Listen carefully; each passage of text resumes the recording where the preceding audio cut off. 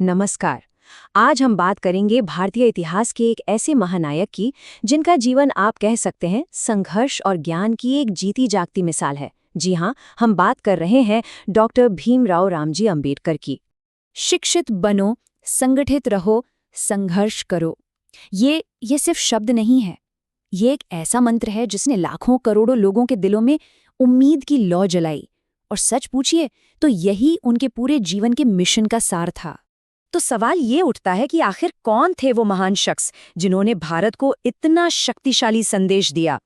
उनकी कहानी को अगर हमें समझना है ना, तो शुरुआत करनी होगी उनके बचपन की, उन चुनौतियों से जिन्होंने उन्हें बनाया।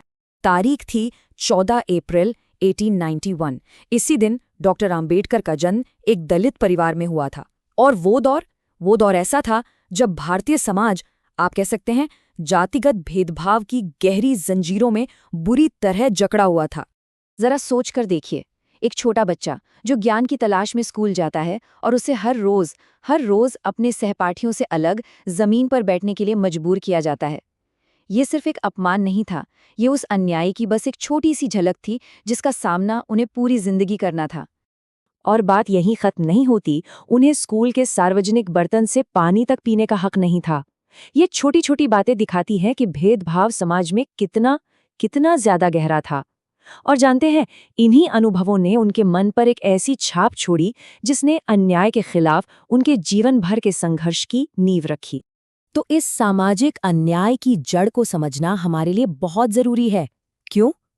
क्योंकि इसी ने डॉक्टर अंबेडकर के पूरे जीवन और उनके मिशन को एक दिशा दी। लेकिन कमाल की बात यह है कि उन्होंने इन मुश्किलों को अपनी कमजोरी नहीं बनने दिया। बिल्कुल नहीं, बल्कि उन्होंने इस अपमान को, इस अन्याय को अपनी ताकत बनाया और एक फैसला किया कि शिक्षा, जी हाँ, एजुकेशन ही अन्याय के खिलाफ उनका सबसे बड़ा, सबसे ताकतवर हथियार बनेगी। और उनकी ये अकादमिक यात्रा, सच कहूं तो किसी असाधारण कहानी से कम नहीं है। मुंबई के एल्फिंस्टन कॉलेज से ग्रेजुएशन, फिर न्यूयॉर्क की कोलंबिया यूनिवर्सिटी से एमए और पीएचडी, और फिर लंदन स्कूल ऑफ इकोनॉमिक्स में पढ़ाई और वकालत की ट्रेनिंग। सोचिए, उन्होंने महाद्वीपों को पार करके दुनिया के बेहतरीन संस्थानों से ज्ञान हासिल किया। ये उनकी जबरदस्त बौद्धिक क्षमता और अटूट इरादों का सबसे बड़ा सबूत है। लेकिन यहाँ एक कड़वी सच्चाई सामने आई। इतनी बड़ी बड़ी डिग्रियां हासिल करने के बावजूद जब वो भारत लौटे तो उन्हें उसी जाति आधारित भेदभाव का सामना करना पड़ा। मतलब दुनिया की बेहतरीन शिक्षा भी समाज में गहरी जड़ें जमा चुके इस जहर को मिटा नहीं सकी। और इसी अनुभव ने सामाजिक सुधार के लिए उनके इरादे को, उनके संकल्प को और भी ज्यादा मजबूत कर दिया। तो जब वो भारत लौटे तो उनका ये मजबूत संकल्प एक आंदोलन में बदल गया। अब ये लड़ाई सिर्फ उनकी अपनी नहीं थी। उन्होंने अपने लोगों के अधिकारों और उनके सम्मान के लिए एक खुला संघर्ष छेड़ दिया। उनकी रणनीति बहुत साफ थी और कई मोर्चों पर काम कर रही थी। देखिए, सबसे पहले तो उन्होंने मूक नायक जैसे अखबारों के जरिए लोगों में चेतना जगाई, जागरूकता फैलाई। फिर दूसरा कदम, उन्होंने 1927 में महाड़ सत्याग्रह करके सार्वजनिक अधिकारों जैसे पानी के हक के लिए सीधी लड़ाई लड़ी। और तीसरा, उन्होंने इंडिपेंडेंट लेबर पार्टी जैसी पार्टियां बनाकर राजनीतिक ताकत हासिल करने की नींव रखी। मतलब कलम, सड़क और सियासत तीनों का इस्तेमाल किया। और इसी संघर्ष के बीच उन्होंने एक बहुत बड़ा कदम उठाया। उन्होंने सार्वजनिक रूप से मनुस्मृति को जलाया, एक ऐसा प्राचीन ग्रंथ जिसका इस्तेमाल जाति व्यवस्था को सही ठहराने के लिए किया जाता था। ये सिर्फ एक किताब को जलाना नहीं था, नहीं, ये उस विचारधारा पर सीधा हमला था जो हजारों सालों से भेदभाव को सही ठहरा रही थी। ये एक साफ ऐलान था कि अब अन्यायपूर्ण परंपराएं बर्दाश्त नहीं की जाएंगी। और जानते हैं, उनके इन्हीं संघर्षों ने, इसी जज्बे ने उन्हें उनके जीवन के सबसे बड़े और सबसे महत्वपूर्ण काम की ओर पहुंचा दिया। और वो काम था एक आज़ाद राष्ट्र के भविष्य को आकार देना। साल था 1947।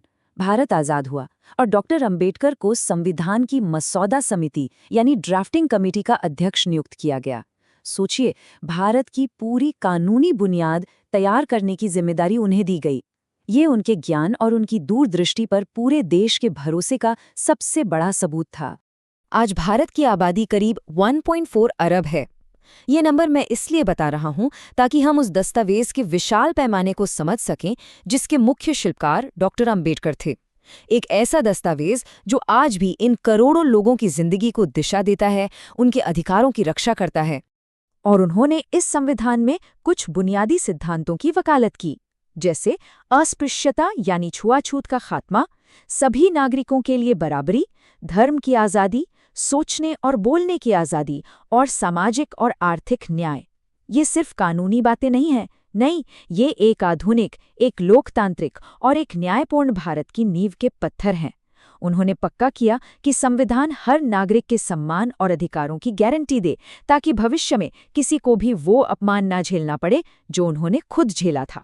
पर क्या उनका मिशन संविधान लिखने के साथ ही खत्म हो गया? बिल्कुल नहीं। एक बराबरी वाले समाज को बनाने का उनका काम, उनकी लड़ाई जीवन भर जारी रही। जब वो भारत के पहले कानून मंत्री बने तो उन्होंने हिंदू कोड बिल पेश किया। इसका मकसद था विवाह और विरासत में महिलाओं को ज्यादा अधिकार देना। ये दिखाता है कि उनकी लड़ाई सिर्फ जाति तक ही सीमित नहीं थी, वो लैंगिक समानता यानी जेंडर इक्वालिटी के भी बहुत बड़े पैरोकार थे। और जब इस बिल का जबरदस्त विरोध हुआ तो उन्होंने अपने सिद्धांतों से समझौता नहीं किया, बल्कि कानून मंत्री के पद से इस्तीफा दे दिया। और फिर आया 14 अक्टूबर 1956 का वो ऐतिहासिक दिन।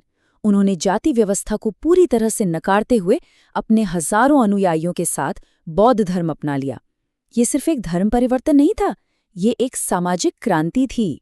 हिंदू धर्म की जाति व्यवस्था से निराश होकर उन्होंने बौद्ध धर्म को इसलिए चुना क्योंकि उसके मूल सिद्धांत समानता और करुणा वही थे जिनके लिए वो पूरी जिंदगी लड़े थे। हमें ये भी नहीं भूलना चाहिए कि वो सिर्फ एक एक्टिविस्ट और राजनेता ही नहीं थे, बल्कि एक बहुत बड़े विचारक और लेखक भी थे। द एनाइलेशन ऑफ कास्ट या जाति का विनाश, the problem of the rupee, the Buddha and his Dhamma, उनकी लिखी किताबें आज भी सामाजिक न्याय पर होने वाली बहसों को दिशा देती हैं और हम सबको सोचने पर मजबूर करती हैं। और इसी के साथ हम वापस वहीं पहुंचते हैं जहां से हमने ये सफ़र शुरू किया था। शिक्षित बनो, संगठित रहो, संघर्ष करो। उनका ये संदेश आज भी उतना ही प्रासंगिक, उतना ही जरूरी है जितना उस वक्त था। डॉक्टर अंबेडकर की विरासत हमें बस एक ही बात याद दिलाती है कि ज्ञान, एकता और साहस के दम पर एक बेहतर और ज्यादा न्यायपूर्ण दुनिया के लिए संघर्ष करना हमेशा संभव है।